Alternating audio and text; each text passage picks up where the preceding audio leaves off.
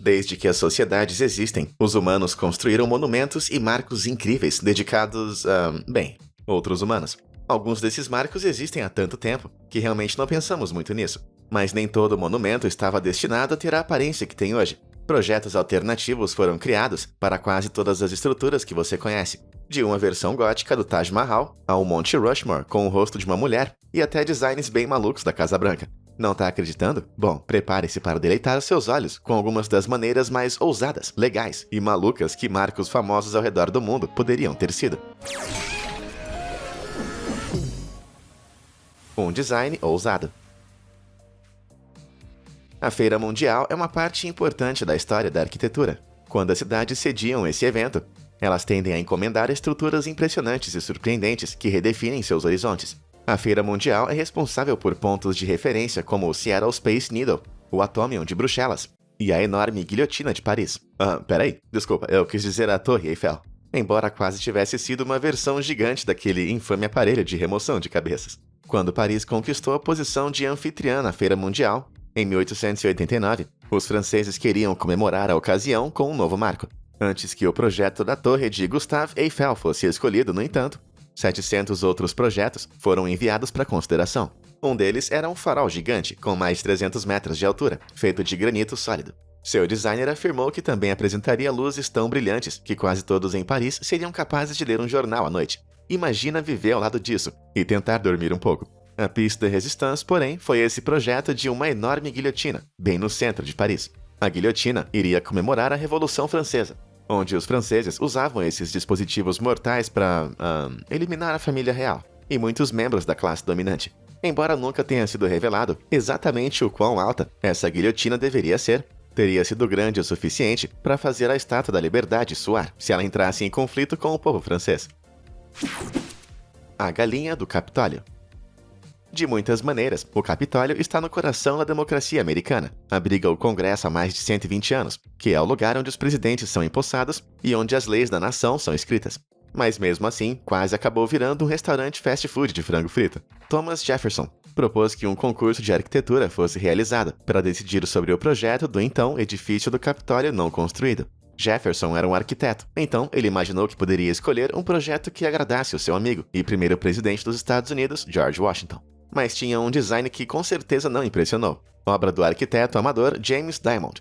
Embora o prédio em si não seja tão ruim, havia uma infeliz irregularidade bem no topo. Esse esboço destina-se a representar um catavento, e não era para ser uma galinha, é uma águia careca. O pássaro gigante de aparência estranha não impressionou Washington, e em 1793 eles seguiram o design de William Thornton, que eles achavam que expressava grandeza e beleza.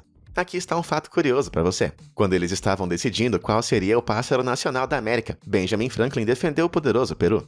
Então, por mais bobo que pareça, esse design de Diamond poderia ter sido bem pior. L'Éléphant de Triomphe. Vamos voltar para a sofisticada Paris. E não se preocupe, eles não estavam propondo nada maluco. Tipo construir uma cadeira elétrica gigante no lugar do Louvre. O Arco do Triunfo foi encomendado por Napoleão em 1806, para comemorar e celebrar as muitas vitórias militares da França. Bom, tecnicamente, as muitas vitórias militares de Napoleão. Foi concluído em 1836, e agora é um marco do espírito duradouro do povo francês, juntamente com o ego de Napoleão. 45 anos antes, no entanto, um projeto muito estranho foi lançado em seu lugar, L'Éléphant Triomphal. Esse monumento de elefante absolutamente insano teria uma escada em espiral que levava à barriga do animal, juntamente com um complexo sistema de drenagem para que a água estivesse constantemente jorrando de sua tromba. Enquanto o elefante teria apenas 10 metros de altura, 40 metros menor do que o arco, ele teria uma decoração interior bem extravagante e até um jardim. Infelizmente, o projeto foi rejeitado pelo governo francês. No entanto, Napoleão pode ter se inspirado nesse design não utilizado, quando encomendou o monumento L'Éléphant de Bastille, que infelizmente nunca foi concluído. Teria sido construído a 15 minutos do Moulin Rouge Park, que também costumava apresentar uma estátua gigante de elefante. Da onde vem essa obsessão por elefantes de Paris, você pergunta? Bom, era apenas uma fixação no final da Renascença para os franceses, com os elefantes sendo reconhecidos como nobres e fortes. Dito isso, é incrível pensar que o horizonte de Paris poderia ter sido totalmente diferente do que é hoje em dia. Elefantes gigantes, guilhotinas gigantescas, parece mais como uma espécie de sonho estranho do que um horizonte. O Rushmore completo. O Monte Rushmore é dedicado a alguns dos presidentes mais importantes da América. O monumento levou 14 anos cansativos para ser concluído, com cada face esculpida na montanha, à mão, e medindo impressionantes 18 metros. Mas, tecnicamente, está feito apenas pela metade. O projeto começou em 1927, sob a supervisão de um homem chamado Goodson Borglum. Ele estava obcecado com a ideia de um monumento aos grandes homens da história americana, e originalmente queria incluir também os corpos dos homens na rocha. Apenas no caso de alguém pensar que eles podem estar inapropriadamente sem camisa abaixo do pescoço. Borglum também planejava incluir toda a história da América, mas o Congresso acabou reduzindo o projeto, reconhecendo que Borglum estava exagerando. No entanto, após o início da construção, foi proposto que Susan B. Anthony, uma importante abolicionista e defensora dos direitos das mulheres, fosse adicionada ao monumento.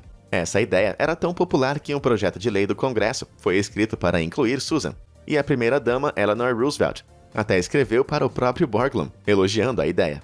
Então, por que é que Susan não está na montanha hoje em dia? Bom, Borglum era meio antiquado e lutou com unhas e dentes contra a ideia de qualquer mulher aparecer em sua montanha muito viril. Mas esse não foi o único motivo. O monumento já havia levado 14 anos para ser esculpido, e adicionar Susan teria estendido a construção para 17 anos e meio. Incluir todos os corpos poderia ter dobrado esse tempo. E se eles quisessem incluir toda a história da América? Caramba! Acho que eles ainda estariam trabalhando até hoje. Mas e você, o que acha? Susan deveria ter sido esculpida também? E se você pudesse escolher qualquer outra pessoa para ser imortalizada no Monte Rushmore, quem seria? Elvis Presley? Michael Jordan? Hulk Hogan? Diz aí pra mim nos comentários abaixo. E também se inscreva para receber conteúdo incrível. Agora, o que temos a seguir? Enigma do Taj Negro. O Taj Mahal da Índia é um dos edifícios mais reconhecidos e amados do mundo, mas o seu mármore impecável esconde um segredo bem obscuro. Shah Jahan, outrora imperador mongol da Índia, era um grande amante da grande arquitetura e é responsável por algumas estruturas incríveis, como o Wazir Khan, e provavelmente o inspirador de Aladdin, Jama Masjid. Quando sua amada esposa, Mumtaz Mahal, morreu em 1631, Jahan ficou tão de coração partido que encomendou o seu maior projeto até agora, o seu mausoléu. Construído ao longo de 22 anos, o Taj Mahal é uma maravilha da engenharia e foi construído para ser completamente simétrico nos mínimos detalhes. É tão simétrico, na verdade, que muitos historiadores acreditam que o Taj Mahal está incompleto. Por quê? Bom, porque só existe apenas um. Entre 1640 e 1655, Jahan realmente começou a construção de um segundo Taj Mahal, do outro lado do rio. Esse Mahal teria sido idêntico ao primeiro em todos os aspectos, exceto por um. Em vez de mármore branco, teria sido feito de pedra negra, como breu. Isso aumentaria a bela simetria iniciada no original. E Jahan planejava ser enterrado no Taj Negro, em frente à sua esposa. Infelizmente, após a sua morte, os filhos de Jahan estavam tão preocupados em lutar entre si pela herança do imperador que o projeto foi praticamente esquecido. Isso que eu chamo de um passado sombrio. #Torres.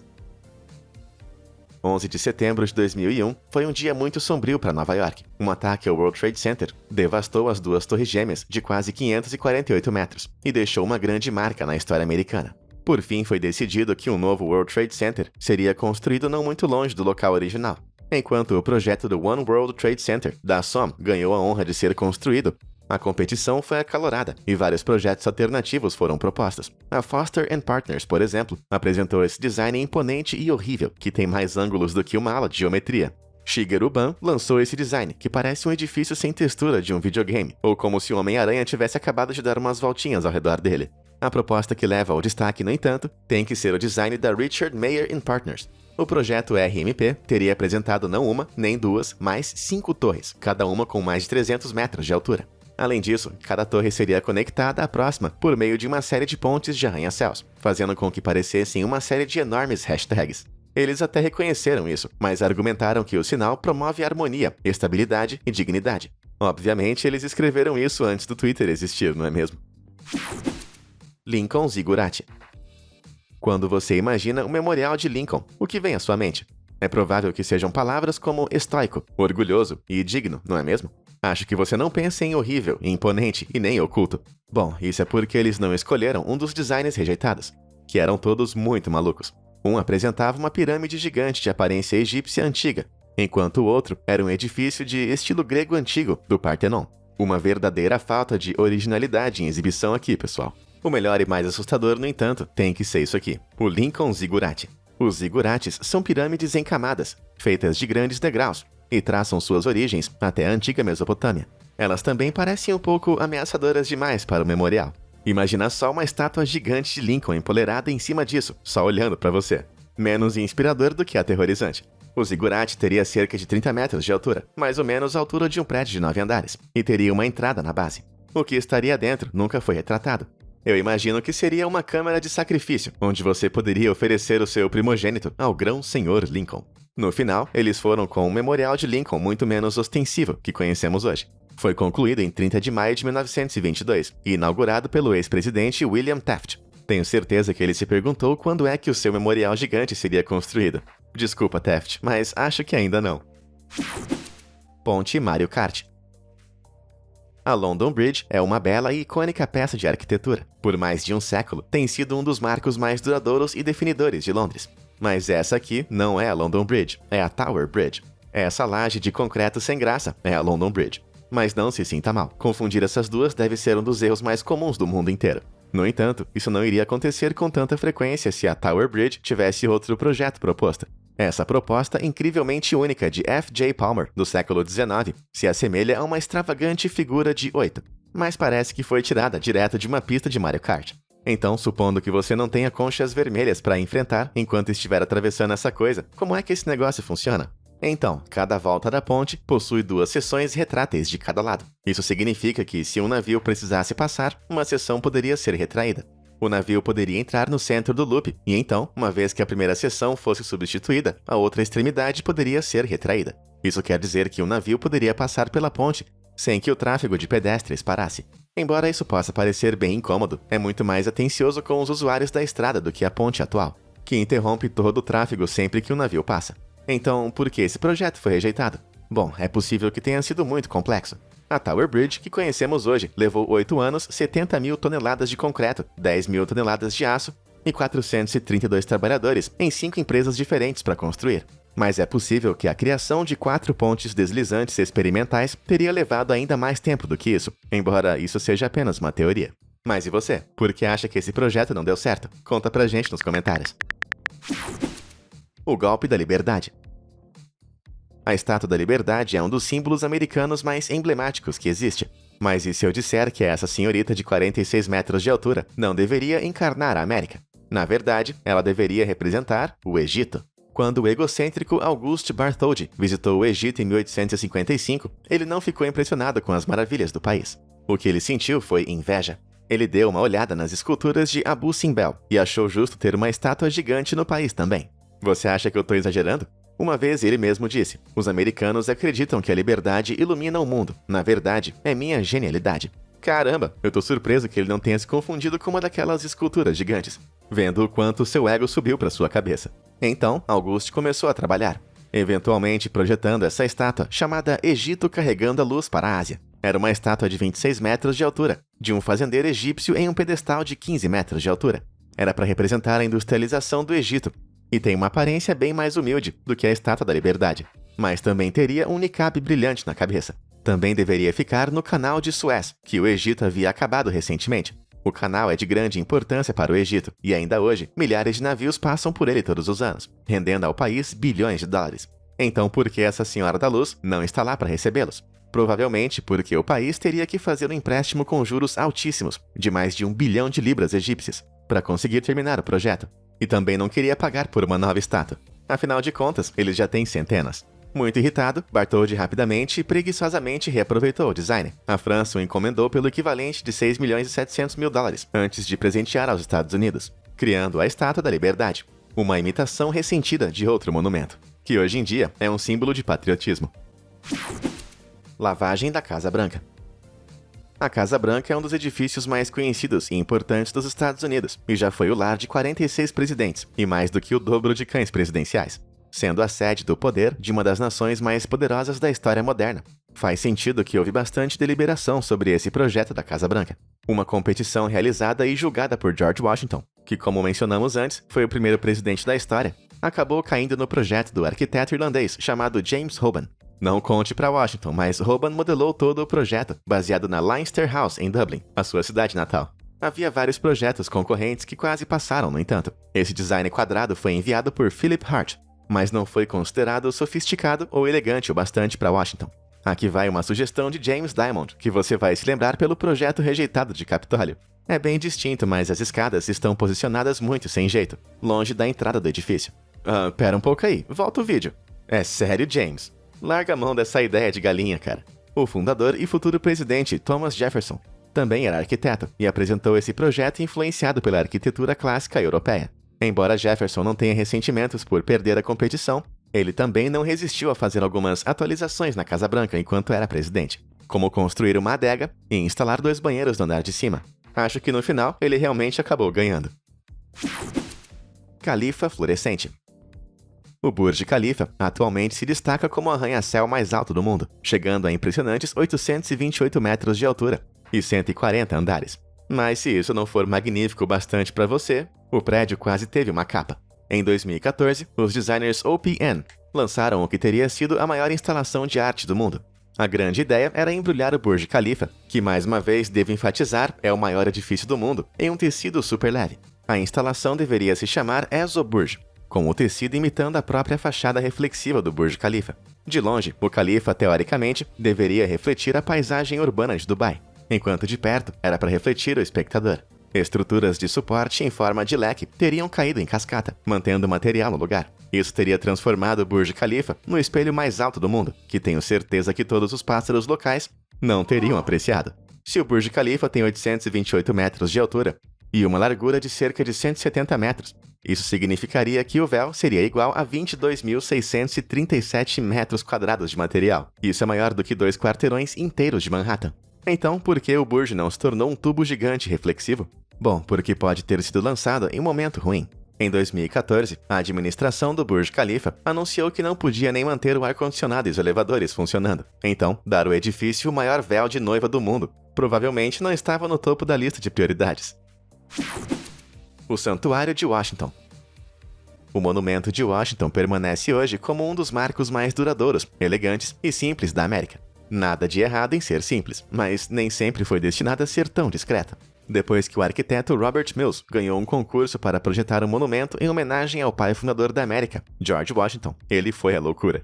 Sua proposta inicial de 1836 era uma estrutura enorme, quase religiosa. Na base havia um grande templo, de estilo clássico, com 76 metros de diâmetro e 30 metros de altura. Do centro iria emergir uma enorme coluna de 152 metros, com uma estátua de Washington montando uma carruagem puxada por cavalos sobre a estrada principal. Então, o que aconteceu? A National Washington Monument Society, que organizou a competição, contou apenas com fundos públicos. Acontece que projetos ambiciosos, únicos e grandiosos, estimados em mais de $1 milhão, cerca de 30 milhões hoje em dia, não combinam muito com o financiamento público. A construção nem havia começado até 1848, 12 anos depois que Mills apresentou essa ideia. E em 1856, o dinheiro e o entusiasmo pelo projeto secaram totalmente. O monumento ficou inacabado, década após década, antes do Congresso ter que intervir em 1876, quase uma década após o início da competição. A essa altura, Mills havia morrido há muito tempo. E acho que foi melhor assim. Quando o Congresso assumiu o projeto, eles reduziram o projeto de Mills à coisa mais barata que poderiam chamar de trabalho finalizado. Embora esteja agora com impressionantes 169 metros de altura, ainda 14 metros menor do que Mills imaginou. Bom, comparado ao que poderia ter sido, o monumento de Washington hoje em dia parece mais com um palito de dente de Washington. Casa do Perigo de Sydney. A Sydney Opera House é um dos edifícios mais conhecidos do mundo. Amando ou odiando, não há como negar que esse design é bem distinto, memorável e totalmente único. É por isso que é tão bizarro saber que não só poderia ter sido diferente, como era quase o oposto do edifício que conhecemos hoje. Em 1956, o concurso internacional para projetar o Opera House foi aberto, e o vencedor foi um arquiteto dinamarquês chamado Jorn Utzon, mas um arquiteto americano chamado Joseph Marzella ficou em segundo lugar com esse projeto. Seu design apresentava ângulos agudos, dando uma sensação muito mais poderosa e intimidante. Mas será que combina com uma ópera? Bom, é bem interessante que eles seguiram o design que fizeram. A ideia de Utzon na competição foi tão ousada quanto a de Marzella, mas parecia mais leve, mais livre e mais divertida. No entanto, se olharmos para os dois designs lado a lado, não sei se o design atual poderia ficar ainda mais leve ou fofo. A menos, é claro, que fosse feito de massa de pão, embora isso fosse deixar a acústica horrível. Vida sob vidro. Os anos 60 foram uma época de grandes mudanças nos Estados Unidos. A música estava ficando mais experimental, os jovens estavam virando hippies, e supervilões malucos tentavam envolver as cidades em globos de vidro gigantes. Não, eu não tô brincando. Conheça o excêntrico arquiteto R. Buckminster Fuller, que em 1960 teve uma ideia maluca para construir uma cúpula de vidro gigante sobre Manhattan. Essa cúpula teria sido feita de vidro reforçado com arame e à prova de estilhaços. Em sua altura máxima, a cúpula de Fuller teria alcançado 1,6 km no ar, e se estendia da Rua 62 até a Rua 22, totalizando 2,9 km. Na visão de Fuller, a cúpula iria se parecer a um hemisfério brilhante e espelhado por fora. Na minha opinião, parece mais um perigo em potencial. Mas então, quais seriam os benefícios de uma vida sob a cúpula? De acordo com Fuller, isso manteria as cidades com temperatura confortável e regulada durante todo o ano, economizando 80% com aquecimento. A cidade também não teria que pagar pela remoção de neve, com Fuller alegando que esse dinheiro se pagaria em 10 anos.